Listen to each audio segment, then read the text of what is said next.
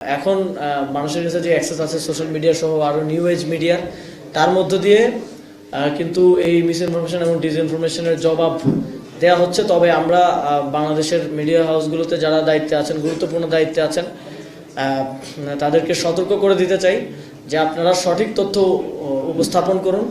আপনারা এই বায়াসনেসটা দেখাবেন না।